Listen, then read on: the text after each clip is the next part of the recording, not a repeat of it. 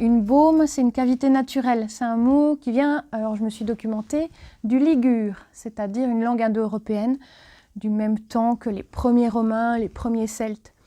C'est une cavité naturelle. Dans les cavités de Haute-Saône, j'y vois toujours une très forte probabilité d'habitat de trotte-vieille. C'est la cousine de la tantari, mais c'est la cousine haute-saônoise, du cru, un peu plus rustique, un peu plus... Moi, je l'ai comme personnage en spectacle. La trotte-vieille, elle vient du fond du trou des bois. Elle sort normalement que vers Noël.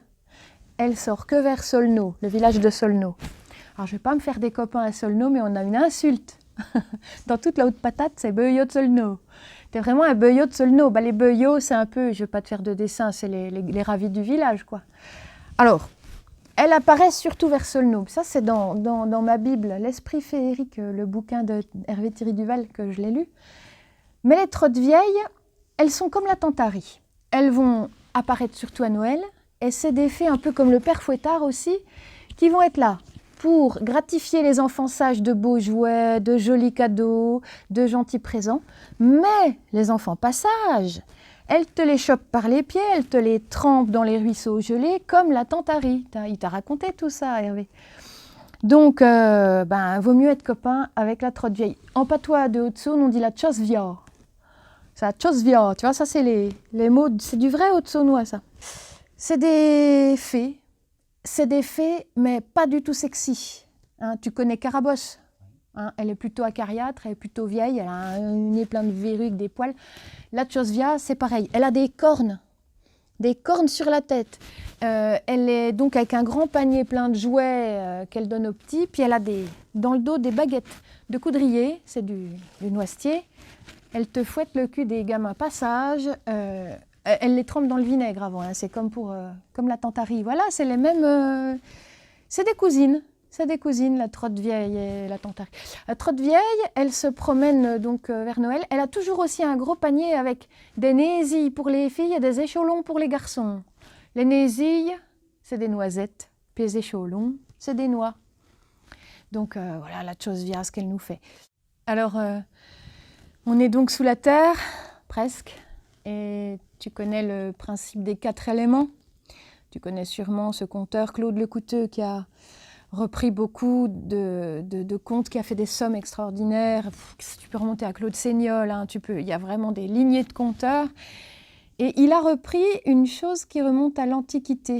C'est les 4 éléments qui ont donné les élémentaires. On est dans la terre, on est en dessous. Et sous la terre, qu'est-ce qui habite là? Eh bien, les dragons. C'est bien connu, les dragons. Ils vivent sous terre, sous des montagnes creuses en général. Eh bien, figure-toi qu'en Haute-Saône, il y a une seule histoire, à ma connaissance, de dragons. À Montureux-sur-Saône, c'est un peu plus vers le nord, il y a 2 dragons qui se sont mis à soudain attaquer le bétail, enlever des jeunes filles, comme font tous les dragons bien sûr, voler tout ce qu'ils pouvaient dans les trésors des gens, car le dragon, c'est un être cupide. Et ça s'est passé, figure-toi, vers le XVIIe, XVIIIe siècle.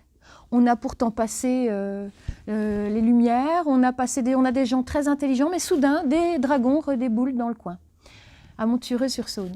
Le dragon, c'est un être merveilleux. Donc, il vit sur un trésor. Il dort dessus, hein, en général, dans les contes. Ce trésor, dont il est très jaloux, pour moi, symbolise une chose évidente. C'est les trésors cachés, les trésors secrets du savoir ancien. Le dragon, dans l'époque romane, tu sais que le Moyen-Âge, c'est mon dada. Dans l'époque romane, le dragon était souvent représenté tout seul sur les chapiteaux d'église, en lien avec plein d'autres créatures fantastiques. Mon père m'a marié à un tailleur de pierre. Mon père m'a marié à un tailleur de pierre. Le lendemain de mes noces m'envoie à la carrière. Là, déjà mal marié, déjà mal marié. Donc le Moyen-Âge dans les églises romanes, le dragon est représenté magnifique, tout seul, tout beau, parce qu'il symbolise pour moi, et pour Claude Lecouteux et tous ces autres conteurs, le lien aux 4 éléments. C'est très très évident. Les griffes dans la terre, les ailes pour voler, les écailles pour aller dans l'eau, et il crache, le feu, les 4 éléments sont là. Donc s'il dort sur ce trésor caché et que dans l'époque ancienne romane, on le représentait tout seul, à partir du XIIIe siècle, on commence à le représenter dans les églises d'art plutôt gothiques, souvent sous les pieds d'un beau chevalier, un archange si possible, comme l'archange Gabriel, Saint-Michel, ou Saint-Georges, tout simplement en train de pourfendre le dragon avec sa lance. C'est là qu'on voit apparaître toute cette symbolique autour du diable, du démon. Le dragon qui ressemble à un serpent devient évidemment le mal. Donc Saint-Georges pourfend le dragon car il représente les savoirs anciens, les savoirs cachés.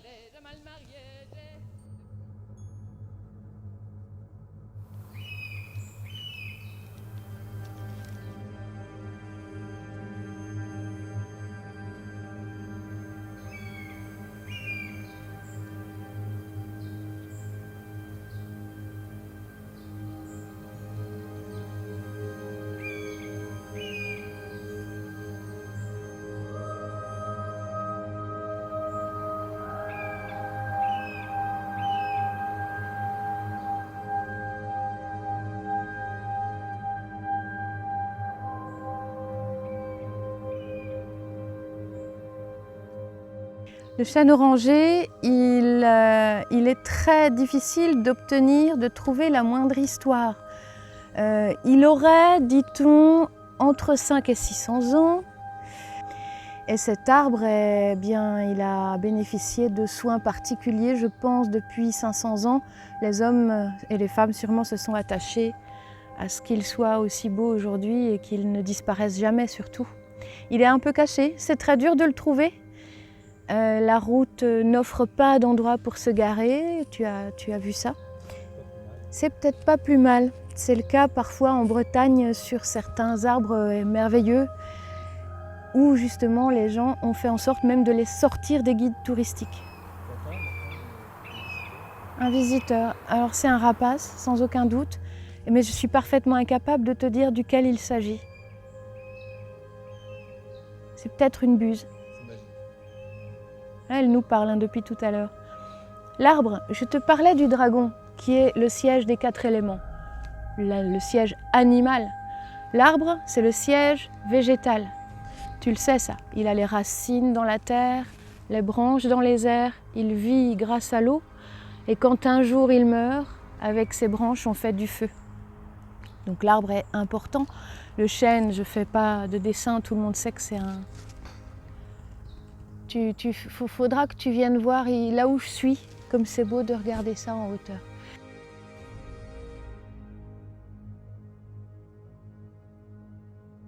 La forêt, l'arbre, évidemment, dans les arbres vivent des fées, des dames vertes.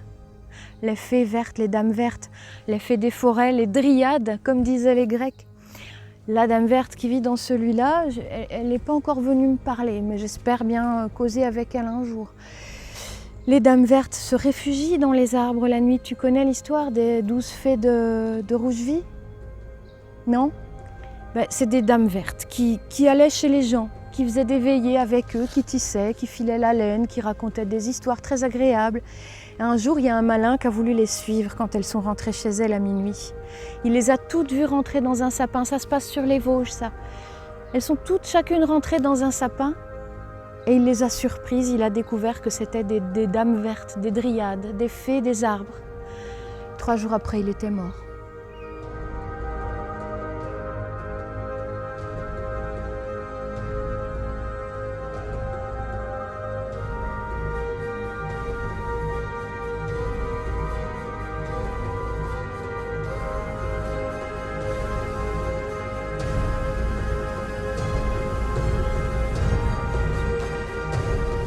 Les fées, elles ne connaissent pas le bien et le mal.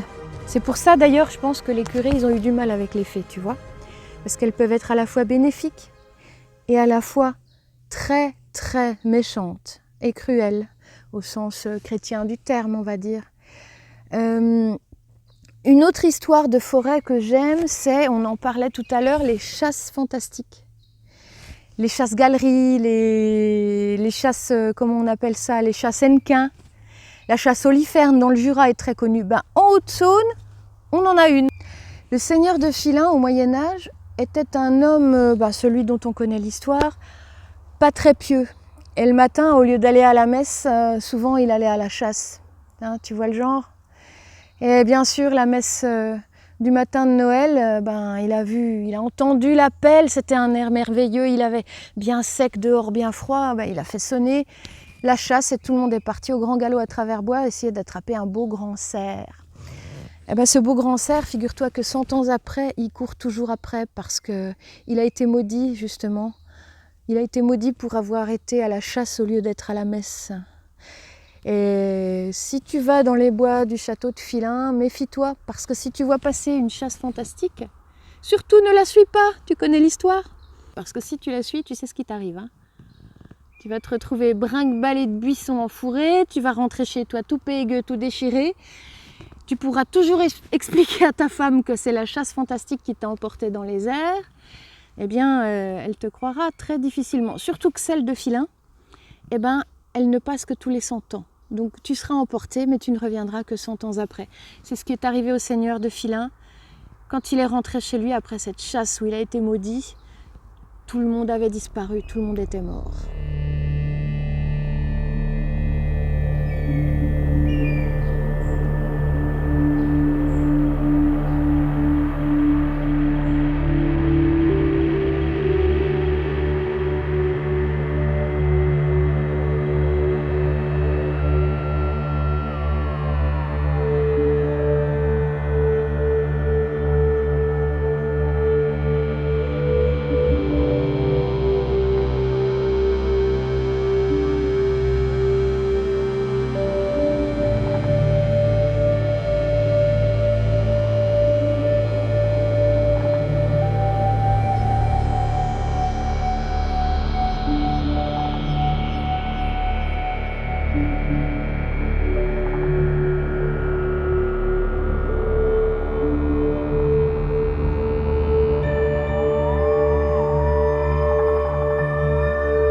Elle est superbe.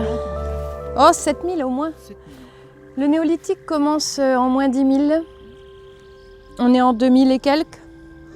Ça veut dire que le néolithique ayant commencé il y a 12 000 ans, les pierres percées, j'ai lu 7000 ans avant nous, environ. Donc il y a des légendes qui tournent autour de cette pierre. Ah, penses-tu? Un peu. Penses-tu? Alors, déjà un peu de réalité peut-être. Enfin, de réalité, ça dépend où on se place en réalité, la réalité.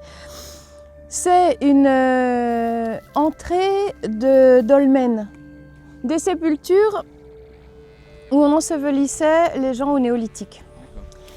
Pourquoi le trou? Alors ça, il y a plein d'histoires là-dessus. Hein. Est-ce que c'est un trou pour que les âmes s'échappent? Est-ce que c'est un trou, j'ai lu, alors là j'ai lu quelque part et je ne citerai pas l'auteur, mais il se reconnaîtra parce qu'il va sûrement regarder ça, certains prétendent qu'on y passait les corps par le trou. Il faut déjà pas être très corpulent, hein? Non, pas vraiment. D'accord? Il y en a d'autres qui disent que c'est pour qu'il y ait de la lumière à l'intérieur. Enfin, ces pierres percées, tu te doutes bien qu'elles ont... Ouh là là, fais attention quand même. Hein?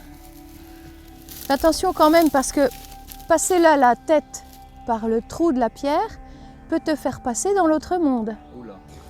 Donc, passer sa tête dans le trou, c'est très dangereux. Tu peux atterrir dans le monde d'en dessous, dans le monde des Youtons. Quelqu'un t'a parlé des différents lutins de Franche-Comté, hein, depuis que tu es arrivé. Tu peux nous les rappeler? Oi, il y en a au moins 7 et il y en a au moins 7 espèces. Alors nous avons les Youtons, les Foulteaux, les Folos, les Folaires, les Djinns, parce que les Djinns d'Arabie sont arrivés jusque chez nous, les Sauterets, hein, dans les Vosges, on les partage avec les Vosges. Il m'en manque un, les Tchervins qui sont des lutins servants. Certainement, oui, qui t'aident dans tes tâches quotidiennes. Et le Youton, c'est très mignon parce que c'est un petit lutin à pattes de mouton, tu vois. Et avec des petites cornes de bélier ou des petites cornes pointues comme ça. Donc le Youton d'Arreau, on dit qu'il vit sous la pierre d'Arreau, mais moi je pense qu'entre la pierre d'Arreau, la pierre de Trave et les monts du dessous, il y a des passages. Donc tu connais certainement des tas de légendes de pierres, des pierres tournantes, des pierres qui virent, des pierres tourgnaules, les pierres qui butent. Du côté de Hauricourt, il y a des anciens, pareil des dolmens, appelés les pierres qui butent, à Opnan. Et donc on dit qu'il y a une très belle fée qui apparaît. Alors elle est belle celle-là, c'est pas comme la trotte vieille, elle est beaucoup plus sexy. Elle apparaît la nuit de Noël dans un char tiré par des cerfs. C'est déjà un peu la classe. Elle a une grande robe bleue et au moment où elle passe, les pierres se relèvent, roulent jusque dans le ruisseau qui s'appelle le Lausin, comme l'a fait Lausine, et remontent se mettre en place. Au même moment, dans le village, je crois que c'est à Noroy-le-Bourg, que la fontaine d'eau se transforme en vin blanc, très délicat, très bon. Mais si tu prétends que tu l'as goûté, ça veut dire que tu n'étais pas à la messe de minuit. Et ça, c'est mauvais signe pour toi, parce qu'en général, ça va mal se passer après. Qu'est-ce que je voulais te dire sur la Lausine? Oui, la Lausine, son nom vient à la fois du latin et du gaulois. Pense au mot lux, la lumière. Eh bien, il y a un mot très proche en gaulois qui veut dire la clarté, la lumière. On le retrouve dans la blancheur. Une histoire, tiens, puisque dans les mondes d'en dessous, on entre souvent chez les lutins. Là, on est dans les petits peuples sous la terre. Il y a un lutin qui est bien connu du côté d'Autrey-les-Grès. C'est un peu plus vers le bas, là-bas, au bord de la Saône. À Autrey, il y a un petit lutin qui est tout vieux, avec les cheveux tout gris, puis c'est un lutin qui fait des sabots. Et puis des savates, enfin un savetier, quoi. Puis un beau jour, il y a un bon gars bien brave qui rentrait, qui a croisé ce lutin. Et ce lutin était en train de taper ses petits clous sur ses semelles avec sa petite bigorne là pour les retaper. Et puis le gars l'a regardé faire quand même. Un lutin, ça se croise pas tous les jours, on est bien d'accord. Et le lutin lui a dit, reste un peu près de moi, j'en ai plus que pour 3 clous à planter, là, ces clous au coin de la bouche. Là, et une fois que j'ai planté mes 3 clous, je te laisse partir, tu feras ta vie. Le gars s'arrête, écoute le lutin, et une histoire plus tard, il était déjà la fin de l'après-midi. Encore 2 heures plus tard, il était déjà l'Angélus, qui avait sonné depuis longtemps. Encore 3 heures après, il n'avait toujours pas fini de planter ses clous. Le gars, c'était la nuit noire. Il n'avait même pas remarqué que le temps avait passé. À un moment donné, le lutin range ses affaires et saute sur le dos du gars et lui fait courir la campagne toute la nuit. Le gars, bien sûr, au matin, rentre chez lui, tout dépenaillé, tout mal fagoté. Et évidemment, encore une histoire de féerie qui s'est bien moquée de toi. Mais pendant la nuit, il lui a raconté encore des histoires perchées sur son dos. Encore une histoire où le gars rentre chez lui, tout fichu, tout dépenaillé. Vas-y, raconter à ta femme ce qui s'est vraiment passé. Je crois que les histoires de lutins sont parfaitement authentiques, mais ont sûrement parfois servi d'excuses quand même.